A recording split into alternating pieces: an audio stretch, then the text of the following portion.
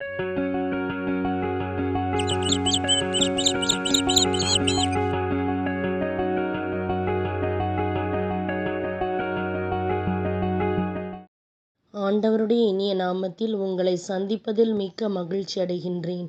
நாம் இன்று தியானிக்க எடுத்திருக்கும் தலைப்பு இயேசுவின் வல்லமையுள்ள நாமத்தில் ஜெயம். தியான வசனம் யோவான் அதிகாரம் 14 வசனம் 14.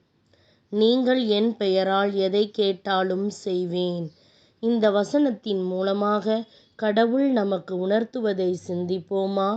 கிறிஸ்துவுக்குள் பிரியமானவர்களே, இன்றைக்கு ஆண்டவர் இயேசு என் நாமத்தினால் நீங்கள் எதை கேட்டாலும் அதை நான் தருவேன் என்ற அருமையான வாக்குத்தத்தத்தை கொடுத்து உங்களை மகிழ்ச்சியாக்குகின்றார்.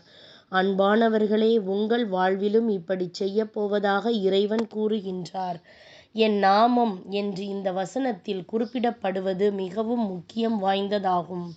ஏனெனில் இயேசுவின் நாமத்தில் வானோர் பூமியில் வாழ்வோர் அனைவரும் முழங்கால் யாவும் முடங்கும்படிக்கும் என்று இயேசுவின் நாமத்தை குறித்து விவிலியம் கூறுகின்றது. இயேசு மனுக்குலத்தை மீட்கும்படிக்கு தம்மையே சிலுவையில் பலியாக ஒப்புக்கொடுத்து மனிதரின் ஆத்துமாக்களை கிரயம் கொள்ளும்படியாய் தம் இரத்தத்தை சிந்தியபடியினால் இது மெய்யாகவே அதிக வல்லமையுள்ள நாமமாகும். இந்த தியாகமான கிரியையின் மூலம் இயேசு கிறிஸ்து பெரிதான அதிகாரத்தை சம்பாதித்தார். அவருடைய நாமம் அதிக வல்லமை கொண்டதாகும்.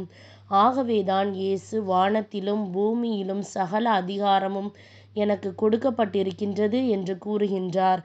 ஆகவே ஆண்டவராகிய இயேசு நீங்கள் எதையும் தம்முடைய வல்லமையுள்ள நாமத்தினால் கேட்க வேண்டும் என்று விரும்புகின்றார். நீங்கள் மனம் திரும்பி ஒவ்வொருவரும் பாவ மன்னிப்புக்கென்று இயேசு கிறிஸ்துவின் நாமத்தினாலே ஞானஸ்நானம் பெற்றுக்கொள்ளுங்கள். அப்பொழுது பரிசுத்த ஆவியின் வரத்தை பெறுவீர்கள் என்று விவிலியம் கூறுகின்றது. நடக்க இயலாமல் இருந்த மனிதரிடம் இயேசுவின் நாமத்தினால் நீ எழுந்து நட என்று சீடர்கள் கூறுவதை விவிலியத்தில் வாசிக்கின்றோம். அந்த மனிதன் எழுந்து அற்புத விதமாக நடந்தான். என் நாமத்தினாலே பிசாசுகளை துரத்துவீர்கள் என்று இயேசு கூறுகின்றார். ஆம், இயேசுவின் நாமத்தில் பிசாசுகள் நடுங்கி ஓடும். அவரது பிள்ளைகள் ஜெபத்தில் கேட்கும்படியே இயேசுவின் வல்லமையுள்ள நாமம் அருளப்பட்டுள்ளது. அன்பானவர்களே, அவருடைய நாமத்திற்கு அவ்வளவு வல்லமை உண்டு. இயேசுவின் நாமத்தில் வானோர் பூமியில் கீழானோர் முழங்கால் யாவும் முடங்கும். இந்த வல்லமையுள்ள நாமத்தில் நீங்கள் ஆண்டவரிடத்தில் கேட்கும் பொழுது அவர் பலத்த அற்புதங்களை செய்வார்.